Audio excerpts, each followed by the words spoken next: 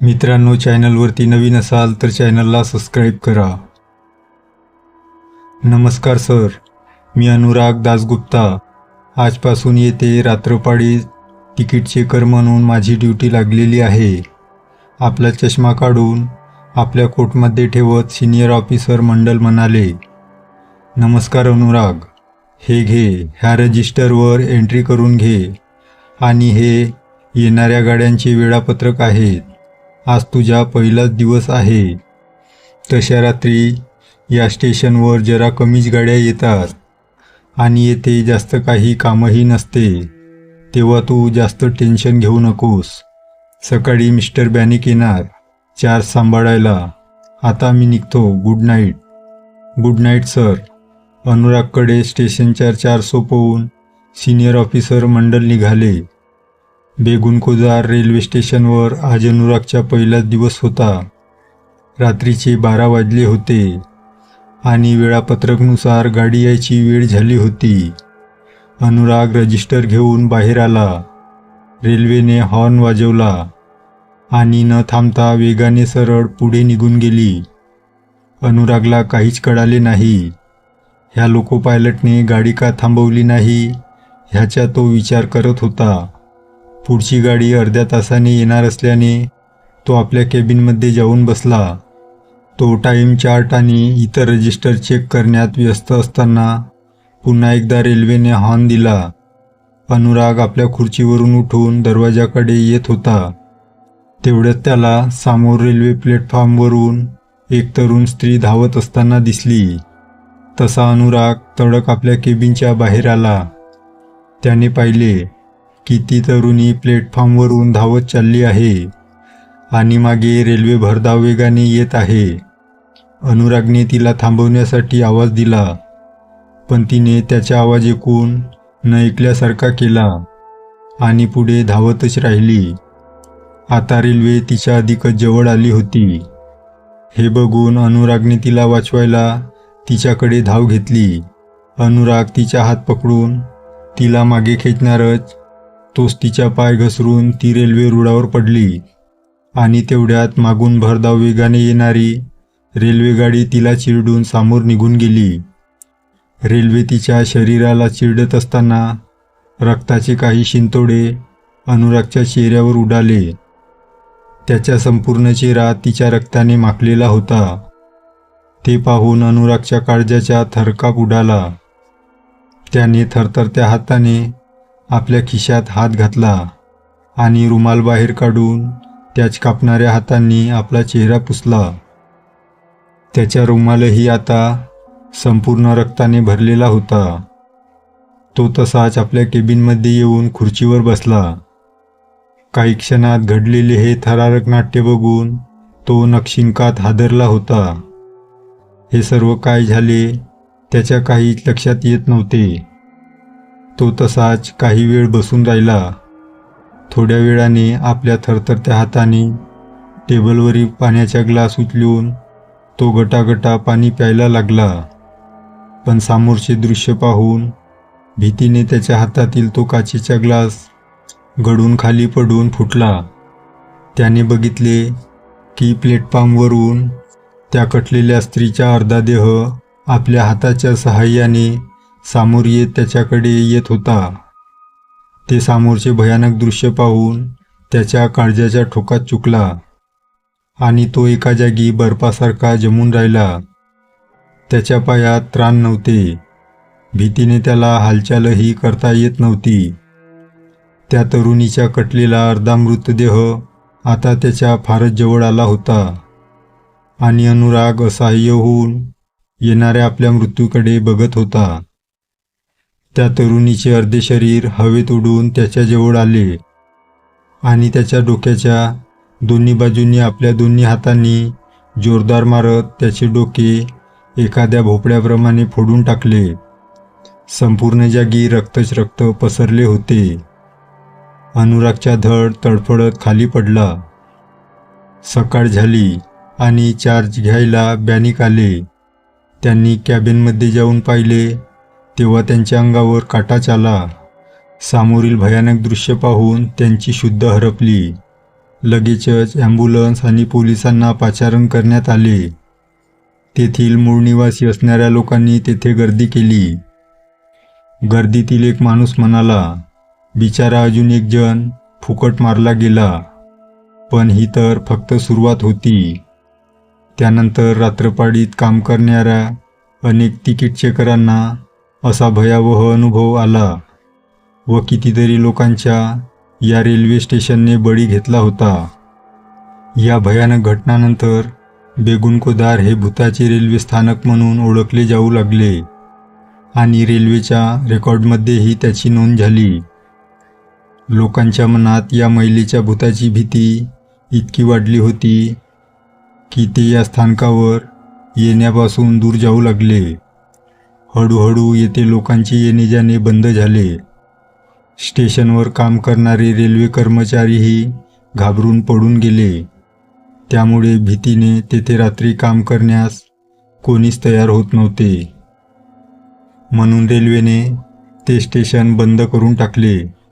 त्या गावातील लोकांना रेल्वेने बाहेरगावी प्रवास करायचा असल्यास तो त्यांना पुढच्या गावी जाऊन तिथून गाडी पकडावी लागत असे. असेच अनेक वर्ष गेले आणि लोकांच्या स्मृतीतून हळूहळू ह्या गोष्टी विस्मरणात गेल्या. बेगुनकोदारमध्ये बनणाऱ्या वस्तू, शेतीतून होणारे उत्पादन तेथील व्यापाऱ्यांना विक्री करण्यासाठी आसपासच्या गावात जाऊन मग तेथून जाणाऱ्या रेल्वेने दूरच्या राज्यात पाठवावे लागत असे. त्यामुळे व्यापाऱ्यांचा आर्थिक तोटा होत असे आणि रेल्वेचाही महसूल बुडत असे. प्रशासकीयदृष्ट्या हे गैरसोयीचे होते. म्हणून मग नियंत्रण बोर्डाने बेगुनकोदार हे रेल्वे स्टेशन पुन्हा सुरू करण्याचा निर्णय घेतला.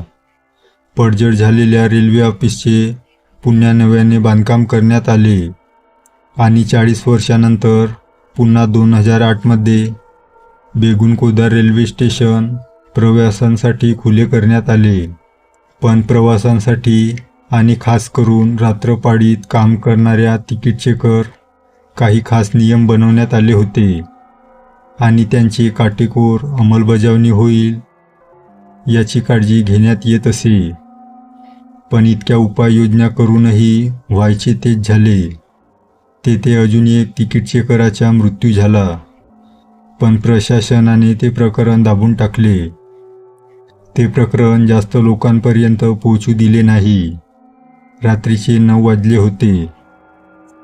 गौरव ऑटो रिक्षाने बेगुनकोदार रेल्वे स्टेशनकडे जायला निघाला होता. त्याची त्या स्टेशनवर तिकीट चेकर म्हणून रात्रपाळीसाठी ड्युटी लागलेली होती. आता बसलेला गौरव भूतकाळाच्या गूढ आठवणीत रमून गेला होता. त्याला काही दिवसांपूर्वीचा काळ आठवला आणि ती वेळ, ते दृश्य त्याच्या अगदी डोळ्यासमोर उभे राहिले. संध्याकाळची वेळ होती. नीलिमा, गौरवची प्रेयसी, त्याची वाट पाहत बसली होती. तेवढ्यात तिला गौरवच्या बाईकचा हॉर्न ऐकू आला आणि ती घरातून बाहेर आली. गौरवने तिला बाईकवर मागे बसण्याचा इशारा केला. तशी ती पटकन जाऊन मागच्या सीटवर बसली. गौरवने किक मारून बाईक सुरू केली आणि ते दोघे निघाले. नीलिमा काहीशा नाराजीनेच उद्गारली, काय हे गौरव, किती वेळ, मी कधीपासून तुझी वाट बघत बसलेली आहे. तेव्हा गौरव तिला समजावत म्हणाला, अगं मी तर लवकरच येणार होतो, पण कागदपत्रांची जुळवाजुळव करण्यासाठी वेळ लागला आणि त्यातही काही सर्टिफिकेट चुकीने बाबांच्या बॅगमध्ये राहून गेले होते. पुन्हा ते शोधण्यात वेळ गेला म्हणून उशीर झाला. गौरवला रेल्वेमध्ये तिकीट चेकर पदावर नोकरी लागली होती आणि काही दिवसांनी त्याला तिथे जॉईन व्हायचे होते. थोड्या वेळाने ते दोघे एका कॉफी शॉपमध्ये आले.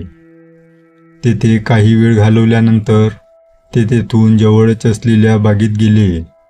संध्याकाळची वेळ होती. अस्ताला जाणारा सूर्य आकाशात तांबूस रंगाच्या छटा पसरवत होता. नीलिमा आणि गौरव एकमेकांच्या हातात हात घालून चालत होते. नीलिमा गौरवकडे बघत म्हणाली, आता तू काही दिवसांनी नोकरीनिमित्त बाहेरगावी जाणार आहेस. मग मी इकडे एकटी पडणार. त्यावर गौरव म्हणाला, काळजी करू नकोस. जशी मला एखादी दीर्घ रजा मिळाली की मी येईल लगेच इकडे, कारण मलाही तुझ्याशिवाय तिकडे करमणार नाही. पण काय रे, कुठे मिळाली तुला पोस्टिंग? निलिमाने प्रश्न केला. त्यावर उत्तर देताना गौरव म्हणाला, बेगुनकोदार नावाचे गाव आहे. त्यावर चेहरा बनवत निलिमा म्हणाली, बेगुनकोदार हे नाव ऐकल्यासारखे वाटत आहे. कुठे आहे हे गाव? गौरव म्हणाला, हे पश्चिम बंगालच्या पुरुलिया जिल्ह्यात आहे. गौरवचे हे वाक्य ऐकून निलिमाला अचानक काहीतरी आठवले आणि ती गौरवला सांगू लागली, अच्छा, आता लक्षात आले. काय लक्षात आले तुझ्या? गौरवने तिला मधातच थांबवत विचारले. निलिमा म्हणाली, बेगुनकोदार हे गाव पश्चिम बंगालच्या पुरुलिया जिल्ह्यात आहे, जिथे बेगुनकोदार रेल्वे स्टेशन आहे.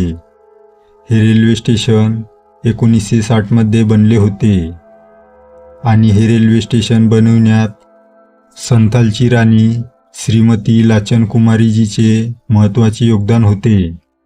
हे स्टेशन बनवल्यानंतर काही वर्षापर्यंत तर सगळं काही ठीक होतं, पण नंतर इथे काही विचित्र घटना घडायला लागल्या.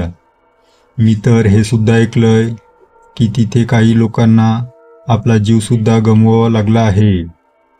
मला तर भीती वाटते आणि तुझी काळजीही वाटत आहे गौरव. गौरव निलिमाचा हात आपल्या हातात घेत म्हणाला, अगं, या सगळ्या गावाकडील लोकांनी पसरवलेल्या निव्वळ अफवा आहेत. ह्यात काही तथ्य नाही. मला असल्या गोष्टींवर विश्वास नाही आणि माझी काळजी करू नकोस. मला काही होणार नाही. तेवढ्यात रिक्षाचालकाने ब्रेक लावला. तसा गौरव भूतकाळातून बाहेर आला. रिक्षाचालकाने ऑटो रिक्षा स्टेशनपासून काही अंतर दूर थांबवली. गौरवने ऑटो रिक्षातून बाहेर डोकावत रिक्षाचालकाला विचारले, आले का स्टेशन? रिक्षाचालक मागे वळून म्हणाला, साहेब, तुम्हाला इथेच उतरावे लागेल. स्टेशन इथून जवळच आहे, ते बघा. गौरव थोडासा रागात म्हणाला, अरे मग इथे का थांबवली रिक्षा? स्टेशनजवळ थांबवायला हवी होती ना. चल पुढे. रिक्षावाला घाबरलेला वाटत होता. घामाने तो न्हाऊन निघाला होता. तो गौरवला नकार देत म्हणाला, नाही साहेब, मी नाही जाणार पुढे. तुम्हाला इथेच उतरावे लागेल. गौरव खाली उतरला आणि काहीशा नाराजीनेच म्हणाला, किती पैसे झाले? 60 रुपये. रिक्षाचालक म्हणाला. गौरवने आपल्या खिशात हात घालून आपले वॉलेट काढले आणि त्यातून 100ची नोट त्या रिक्षाचालकाला दिली. रिक्षाचालक म्हणाला, साहेब, माझ्याकडे सुटे पैसे नाहीत, तेव्हा मला 60 रुपये द्या. गौरव म्हणाला, माझ्याकडेही सुटे पैसे नाहीत, फक्त 50ची नोट आहे. रिक्षाचालकाने 50ची नोट घेतली आणि तेथून त्याने काढता पाय घेतला. त्याच्या चेहऱ्यावर भीती साफ दिसत होती. गौरवला आधीच उशीर झाला होता, म्हणून त्याने त्या रिक्षावाल्याकडे दुर्लक्ष केले आणि स्टेशनकडे चालत निघाला. गौरव आता स्टेशनकडे जाणाऱ्या रस्त्यावर चालत होता. स्टेशन अजून थोड्या अंतरावर होते. चालता चालता तो स्वतःशीच पुटपुटत होता.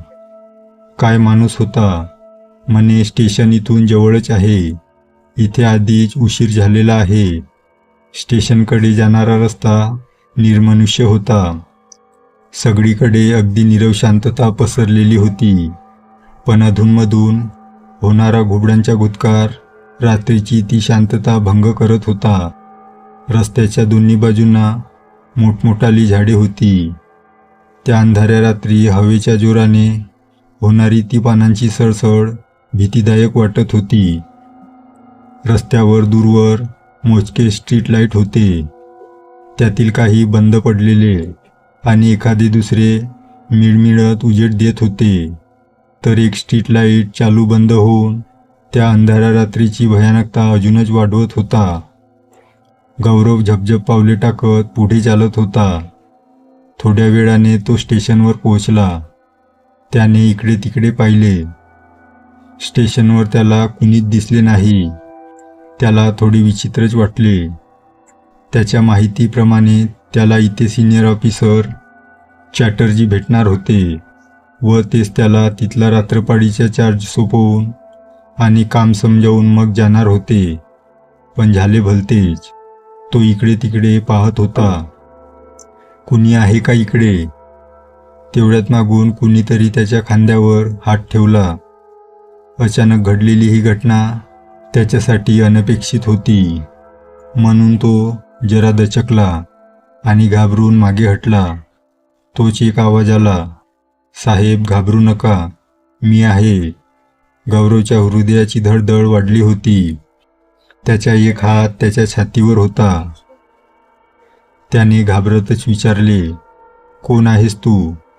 तो माणूस सामोर येत म्हणाला, "साहेब, मी अरुण, इथला सफाई कामगार. आपण येणार आहात हे चॅटर्जी साहेबांनी सांगितले होते, म्हणून मी तुमच्यासाठी इथे थांबून होतो."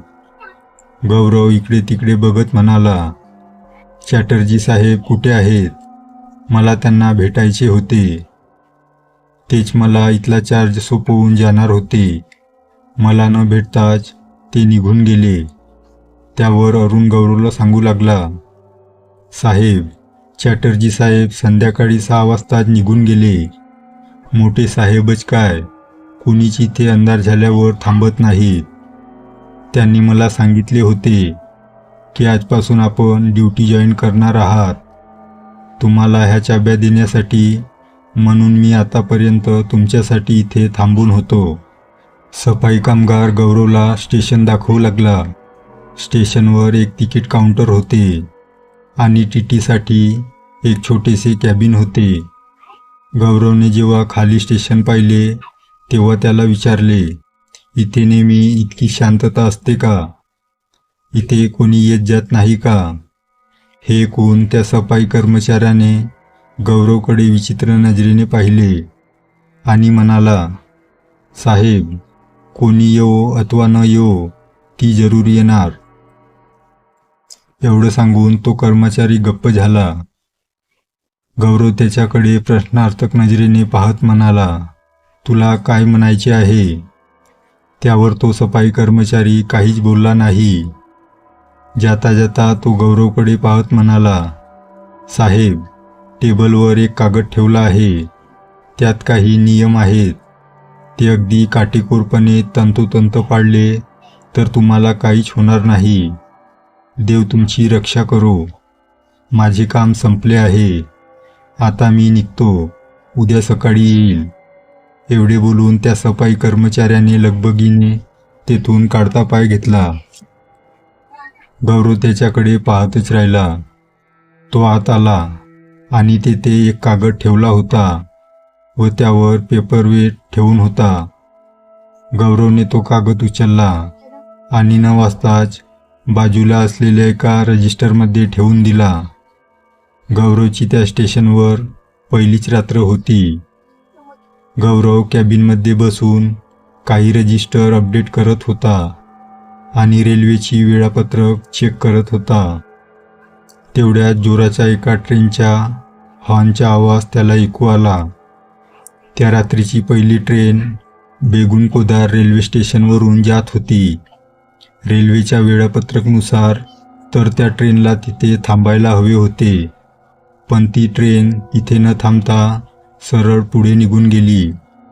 तेवढ्यात गौरवने पाहिले की एक तरुणी ट्रेन पकडण्यासाठी तिच्या मागे मागे धावत आहे. हे पाहताच गौरव आपल्या खुर्चीतून उठला आणि केबिनमधून बाहेर येत प्लॅटफॉर्मवर आला.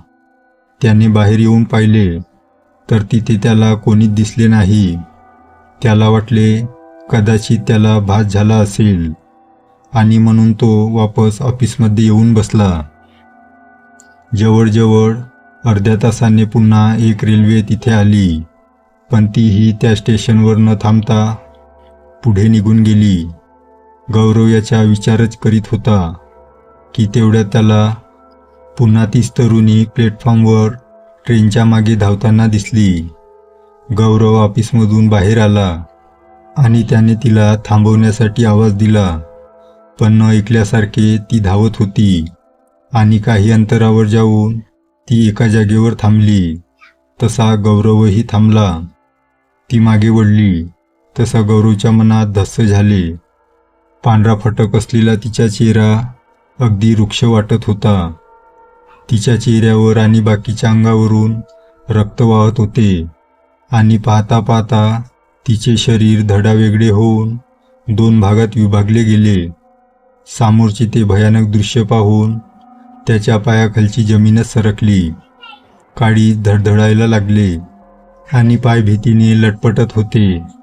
त्यांनी सगळी हिंमत एकवटून तेथून पळ काढला आणि धावत ऑफिसमध्ये येऊन दरवाजा बंद केला. आत आल्यावर त्याला सफाई कामगार अरुणचे शब्द आठवले आणि त्याने तो नियम लिहून असलेला कागद शोधायला सुरुवात केली. तिथे असलेल्या एका रजिस्टरमध्ये त्याला तो कागद सापडला. थरथरत्या हाताने त्याने तो कागद उचलून घेतला आणि वाचला. नियम क्रमांक 1, रात्री 10च्या नंतर ऑफिसचे दार बंद ठेवावे आणि सकाळपर्यंत कोणासाठीही उघडू नये. गौरवने एवढे वाचले आणि दारातून घट्ट बंद करून घेतले आणि आसपास उपलब्ध असलेले सामान जसे खुर्च्या आणि कपाट दरवाजाला भिडवून ठेवले, म्हणजे दरवाजा सहजासहजी कोणालाच उघडता येणार नाही. गौरव कागद हातात घेऊन समोर वाचू लागला. त्यात पुढे लिहिले होते, पण जर का तिने म्हणजे त्या तरुणीच्या प्रेतात्म्याने तुम्हाला बघितले असेल तर नुसता दरवाजा बंद करून चालणार नाही. गौरवने एवढे वाचलेच होते की तेवढ्यात समोरच्या दरवाजावर जोरदार कुणीतरी लाथा मारत आहे असे त्याला ऐकू आले. त्याने खिडकीतून बाहेर पाहिले असता भीतीने त्याची पार गाळणच उडाली.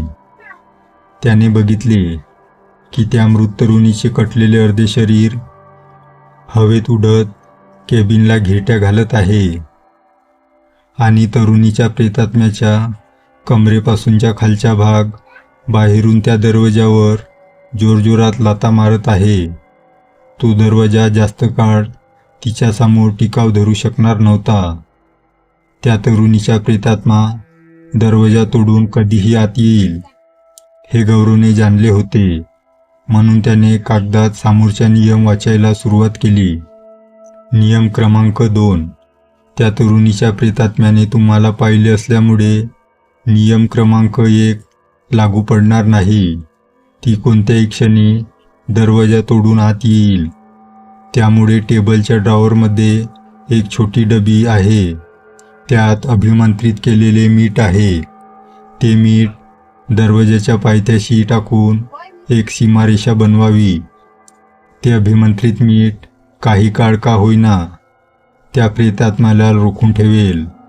दरवाजावर धाडधाड करून लाथा पडत होत्या. आता दरवाजा कोणत्याही क्षणी तुटू शकत होता.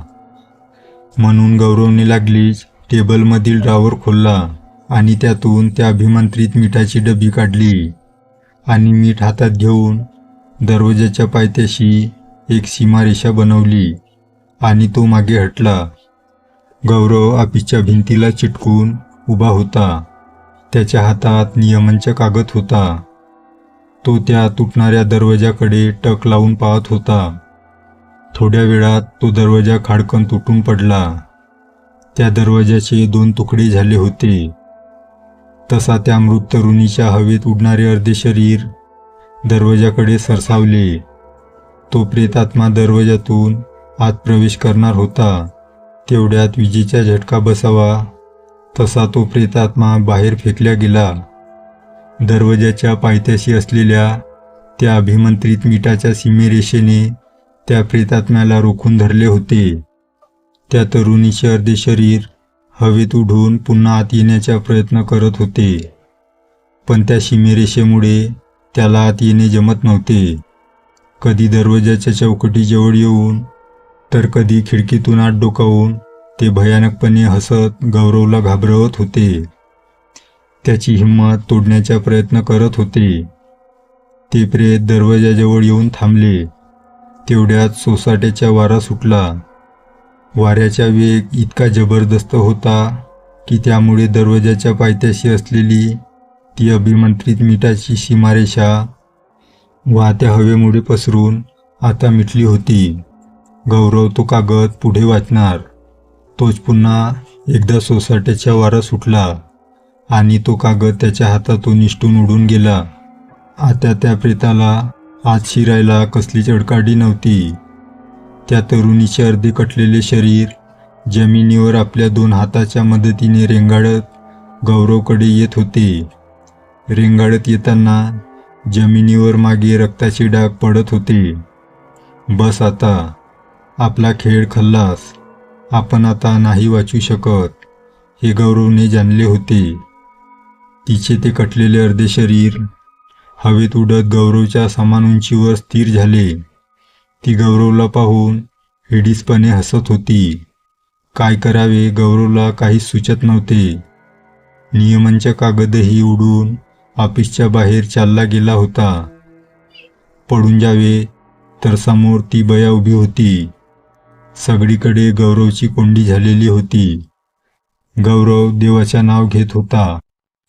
एका क्षणात त्याच्या डोळ्यासमोरून त्याच्या आयुष्यातले सगळे सुखद आणि दुःखद क्षण फिरून गेले होते. काही क्षणात ती गौरवची जीवनयात्रा समाप्त करणार होती. तोच गौरवला एक कल्पना सुचली.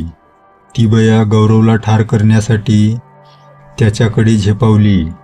तोच गौरवने त्या डबीतले संपूर्ण मीठ आपल्या हातात ओतले आणि मोठ्या शीतापणे तिच्या सर्वांगावर उधळले. ते अभिमंत्रित मीठ तिच्या अंगावर उधळल्यामुळे तिच्या अंगाची लाही लाही होत होती. ती तडफडत दरवाजातून बाहेर उडत चालली गेली व बाहेर जाऊन मोठमोठ्याने आक्रोश करत होती. हीच ती संधी होती गौरवला तिथून पडून जायची. गौरव लगेचच दारातून बाहेर आला आणि त्याने स्टेशनच्या बाहेर निघणाऱ्या दिशेने धाव घेतली. गौरव जीव मुठीत घेऊन वेगाने पळत होता. त्याच्या मागे ती बया उडत त्याच्या पाठलाग करत होती. काही दूर आल्यावर गौरवला समोर एक लख्ख प्रकाश दिसला. त्यामुळे त्याचे डोळे दिपून गेले.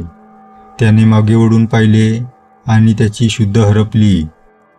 सकाळी जेव्हा त्याला जाग आली तेव्हा गौरवने पाहिले की सकाळ झाली आहे आणि तो एका खोलीत बिछाण्यावर पडून आहे.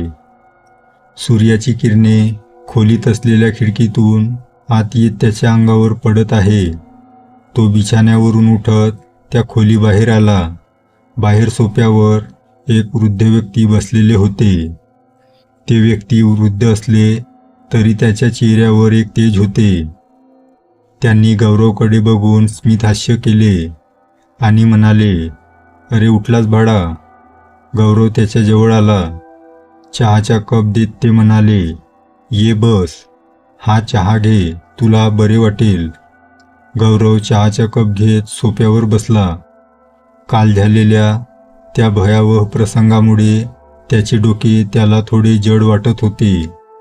चहा घेतल्यावर त्याला थोडी हुशारी आली. चहाचा कप समोर टेबलवर ठेवत त्याने त्या व्यक्तीला विचारले, काका, मी इथे कसा आलो आणि रात्री काय झाले? मला फारसे आठवत नाहीये. ते वृद्ध व्यक्ती म्हणाले, काल जेव्हा तू पळत येत होता तेव्हा मी गाडीने त्या रस्त्यावरून जात होतो. मी गाडी थांबवून पाहिले की त्या तरुणीचा प्रेतात्मा तुझ्या पाठलाग करतोय. मग काय झाले? त्यांना मध्येच थांबवत गौरव म्हणाला. मग ते काका पुढे सांगू लागले, तू पळत दूरवर आला होता आणि तिथे त्या आत्म्याची हद्द संपली होती, म्हणून ती त्या हद्दीसमोर येऊ शकत नव्हती. शिवाय माझ्याकडे असलेली रुद्राक्षाची माळ मी तिच्या समोर धरून ठेवली होती. ती माळ तिला अटकाव करीत होती. गौरव काहीसा गोंधळलेला दिसत होता. त्याने प्रश्न केला, ती समोर येऊ शकत नव्हती, तिची हद्द संपलेली होती आणि सर्वात महत्त्वाचे म्हणजे ती नेमकी कोण होती? मला काही समजले नाही काका. तुम्ही मला नीट समजावून सांगाल काय? ते वृद्ध काका त्याला विस्तारपूर्वक सांगू लागले. 30 ते 40 वर्षापूर्वीची गोष्ट आहे. लोक म्हणतात की जेव्हा बेगुनकोदार हे रेल्वे जंक्शन बनले, रात्री एका तरुणीच्या रेल्वेच्या आउटर रिंगवर अपघात झाला. काही लोक म्हणतात की ट्रेन पकडण्यासाठी धावताना पाय घसरून ती ट्रेन खाली आली आणि मग ट्रेन खाली चिरडून तिचा मृत्यू झाला. तेव्हापासून ते स्टेशन हॉन्टेड बनले आहे. असे म्हणतात की एखाद्या व्यक्तीचा ज्या जागेवर मृत्यू झाला असेल त्याचा प्रेतात्मा त्या जागेवर बांधला जातो आणि ती जागा त्याची हद्द असते. असे प्रेतात्मे आपली हद्द सोडून पुढे जाऊ शकत नाही. पण रात्री तिथे कामावर असलेल्या काही रेल्वे कर्मचाऱ्यांना तिने यमसदनी धाडले आहे. त्यामुळेच हे जंक्शन काही वर्षासाठी बंद पडले होते, पण आता ते पुन्हा सुरू करण्यात आले. रात्री तिथे त्या तरुणीचा आत्मा भटकत असतो, म्हणून अंधार झाल्यावर तिथे कुणीच थांबत नाही. तुझ्या पेहरावावरून मी ओळखले की तू रेल्वेमध्ये कामाला आहेस. हे ऐकून गौरवचा थरकाप उडाला आणि त्याने बेगुनकोदार रेल्वे जंक्शनवर काम करण्यास सक्त नकार दिला. त्याने आपल्या वरिष्ठ अधिकाऱ्यांकडे दुसरीकडे बदली करण्यासाठी विनंती केली. त्यामुळे काही काळ त्याला सस्पेंड व्हावे लागले, परंतु 3 महिन्यानंतर त्याला दुसरीकडे ट्रान्स्फर केले. अनेक तक्रारी व परिस्थितीचे गांभीर्य ओळखून रेल्वे बोर्डाने बेगुनकोदार जंक्शन बंद केले व भारतीय पुरातत्व विभागाने त्या जंक्शनपासून 1 किलोमीटर अंतरावर एक बोर्ड लावला की सूर्यास्ताच्या नंतर आणि सूर्योदयाच्या आत तिथे प्रवेश करणे वर्जित आहे. तुम्हाला काय वाटते? बेगुनकोदार रेल्वे जंक्शन खरंच झपाटलेलं आहे